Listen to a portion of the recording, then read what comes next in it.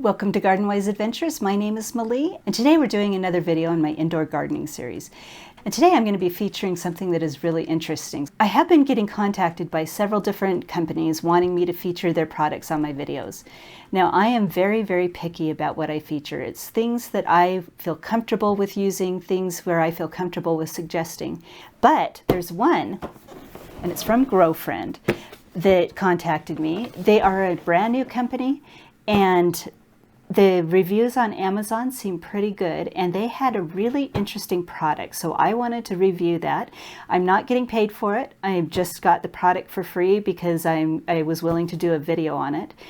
So we're going to try this out together. I'm going to put a link to the Amazon description down below so that you can see what it's all about.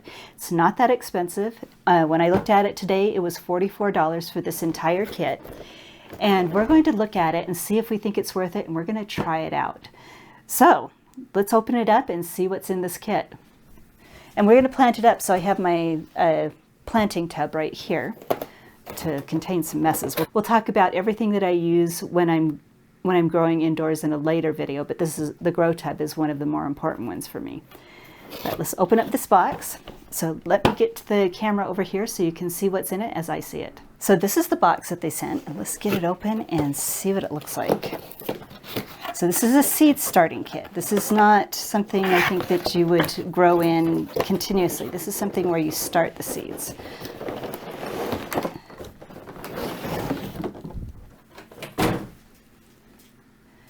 So there we go, look at that. Now my first impression is for a seed starting kit, this should be fine. It is a little flimsy. It's not as flimsy as some that I've seen. It's definitely not single use, but it's not as tough as my Epic gardening pots. So it is a little bit flimsy, but it's definitely something that if you're careful, I think you could use multiple times. You've got, I think there's 40, so there's 5 times 8, so that's 40 little holes that you can plant plants in. Now it comes with a tray. This is also kind of mid-quality. It's not too flimsy and not too tough. It does not have holes in it, so you can bottom water, so I like that. Let's see what they have here. You have an instruction manual so that you can read through this. Let me read through it very quickly, and then we'll continue on. Okay, so we're going to keep this, I read through this really quickly. We're going to keep the instruction manual out. Looks like they've got a QR code for a free gift, which looks like an ebook or a plant tracker. I'll put that to the side. Now here's some interesting things that this kit came with. Looks like it came with, and we're going to test this out and see how well it works, because a lot of the times these things are pretty cheap. So this is a 3-way meter. It's a moisture meter, a light meter, and a pH meter. So as we'll test it a little bit later, but it's showing that this room is very dim. I don't know if you can see in the video what it's reading, but is it on the light? Let's see. Well, that's on moisture. Let's turn it on light. Still really dim. Okay, so anyway, so this little switch goes back and forth between moisture, light, and pH. So we'll test this out just for fun, see how well it works. I don't usually depend on meters like this, but it'll be interesting to see how it works. So we'll put that to the side. Next thing we got is one of the reasons I agreed to trial this product. It comes with a heat mat, which is not something that I see a lot of these kits come with. Heat mats are very useful. Let's look and see how well made it looks.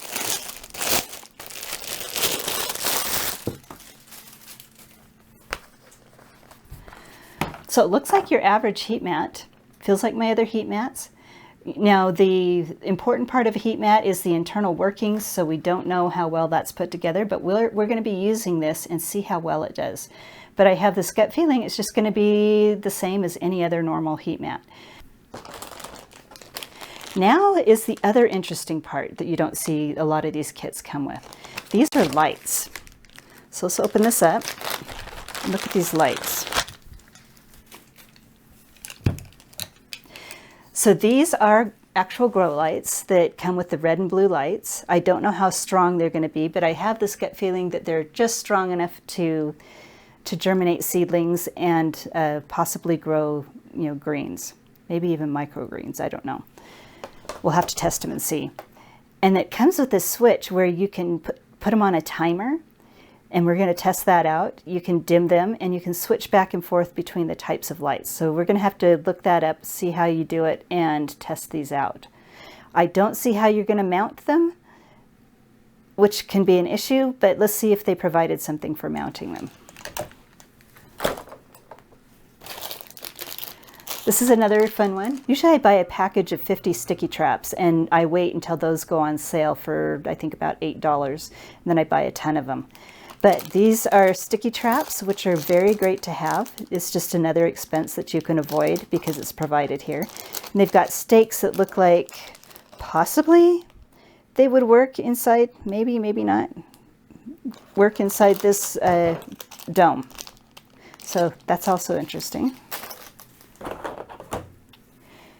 Got little tools. Let's see if they fit inside the tray. So here's the tray, here's the shovel, and obviously it's a perfect fit. So you can dig your plant out and transplant it. And I was wondering about that because sometimes plants are really hard. When you have a multiple celled tray and you have individual plants, it's really hard to get them out without destroying the tray. So I like the idea of having these tools. This one has a fork at the end that fits just perfectly. So you can, I like that idea.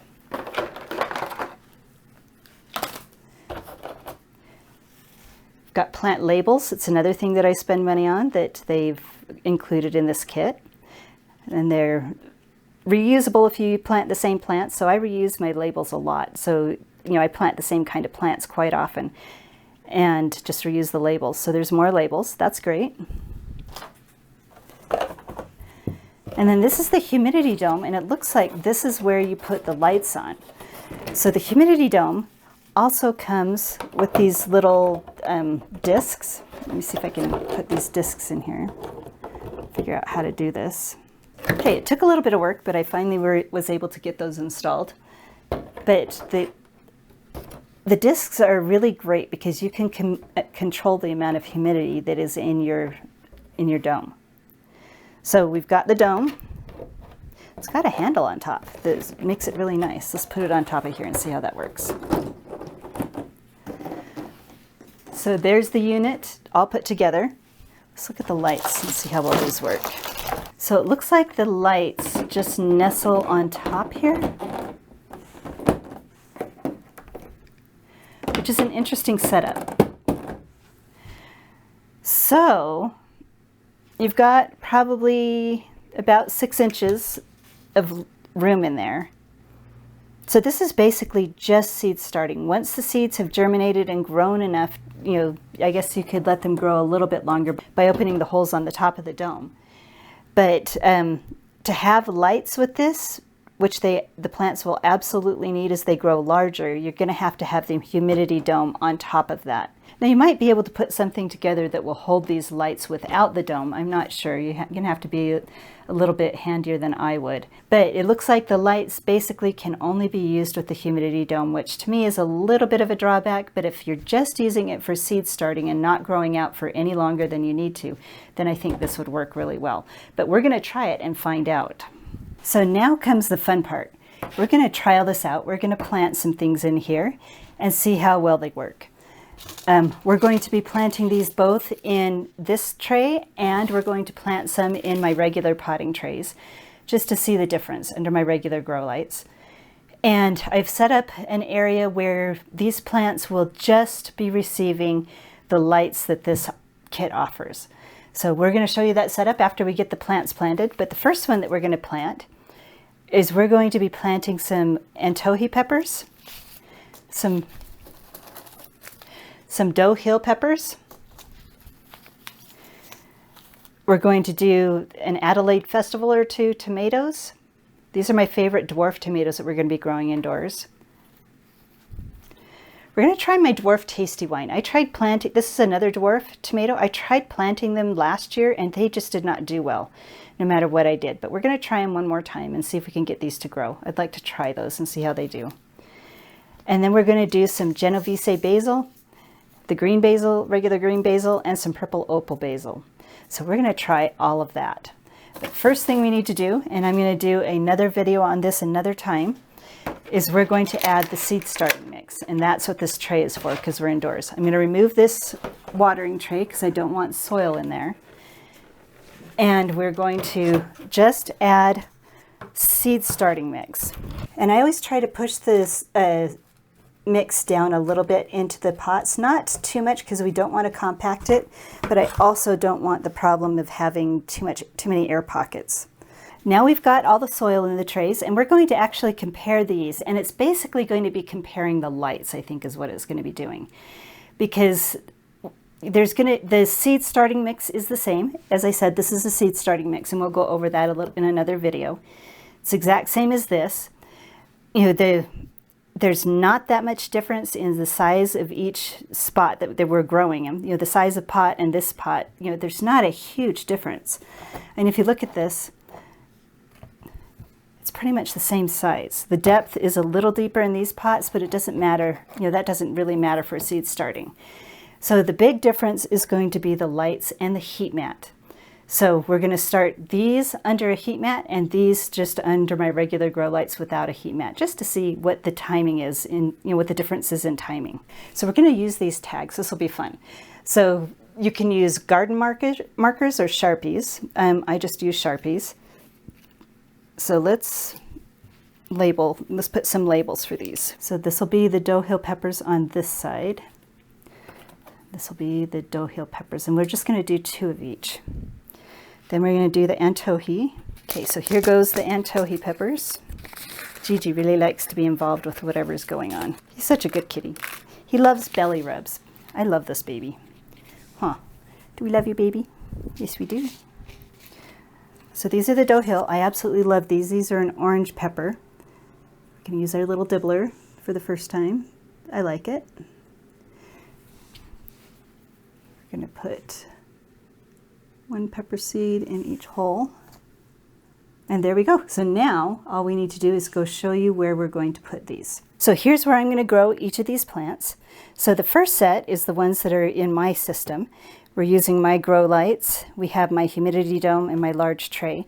Now I have a lot of pots in this tray that are unused, mainly to keep the humidity up. What I found is that if I try to grow a single pot in a tray like this, they don't germinate and grow well. But as soon as they show their little leaves, I move them over to another tray, out from under the humidity dome. So once these sprout, I'm going to have to pot them up and put them under my regular grow light. So like I said, this is just a seed starting setup. So down here, what I've done, kind of to mimic a room with little light, is I put a towel between the two shelves. So this tray down here is not getting the light from the light above. And we're just going to test the grow lights on it this way. So we have it on the heat mat. Plug the heat mat into the wall, and then we're going to plug the light into my timed power strip. Now actually this power strip has 2 different units on it. The one down here is on a timer, and the one on top is not on a timer. So we've plugged to this the lights for my grow unit in the strip that does not have a timer on it, because we want to test this timer. So this is a switch. It says you press once, and it says both lights go on. Okay, so if you press it once, both lights go on. Press it twice, it turns off one light, and then the other light is the third tray, and then off. So there we go. We're going to have both lights on. And then, so that's the switch right here. And then the dimmer, let's see what the dimmer does. 1, 2, 3, 4. So that's 100%. We're going to use it as 100%. And then this is timing right here. So timing, I think red and blue. There we go. So it says red and blue is 12 hours. So we have it on for 12 hours. Now what I'm going to need to do is in the morning, I'm going to need to do it like I do my hydroponics unit and turn it on at the time I want it turned on. So there we go. We're just going to see how well this works. So now let's have a little bit of fun and test out this meter. I don't even know what units this is recording light for, but you can probably compare it to a really strong light and see, how not strong other lights are. But anyway, we're going to test the light first, then we're going to test the soil and water pH. We'll just see how well it works. So the very first thing we're going to look at is the light in this room. It seems quite dark. Let's take it under here. It does definitely go down. Take it out, and under the light here, it does go up. So we don't have very strong light. Obviously, the closer we get to the light, the more up it goes. Let's test it on this one. This is a pretty strong light. Okay, you can see it a little bit, but these lights are just about, they're maybe a little weaker than my other lights, than my Amazon lights. So these are not really strong lights. They're not going to be growing really big plants, but they are going to be good for seedlings and for probably greens. Okay, now we're going to switch this to moisture, which I don't have dry soil, so that's going to be hard to tell. But it's pretty moist in there. Maybe not as moist as some other ones. Let's try one that I know is wetter. This is even wetter, so it does test soil moisture, and that's okay. Now let's switch it to the pH. So the pH is way down there at the bottom. It goes from alkaline to acidic. It's showing alkaline right now because it's not in anything. So let's try this. Kind of what I suspected. Our water is extremely alkaline. It's 7 or an 8. Okay, so here we have 2 cups of water. One has our regular alkaline water. Our water is very alkaline, and one has vinegar in it. So let's see, testing the pH meter, if you can tell. So this one is testing quite alkaline. I know the light in my house is not really good. So that is quite alkaline. And with that little bit of vinegar in it, it's testing to about 5.5 or a 6. Take it back in this one. Rinse it off a little bit, and it's slowly going down now that the acid is coming off of it. And this is testing out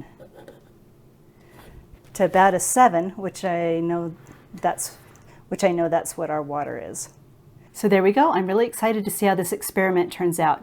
I have every confidence that it's going to turn out well. So we're just going to make sure that the lights in the heat mat don't fail during this experiment, but I don't think that they will. They look like they're pretty good. So I will definitely keep you updated on how this experiment goes.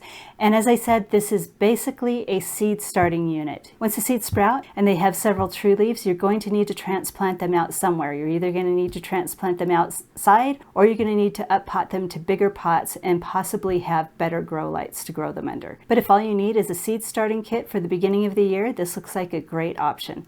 So look forward to the update video. So hopefully this video has been helpful for you. If it has been helpful, I hope you like, subscribe, share it with your friends, and go have a wonderful gardening adventure.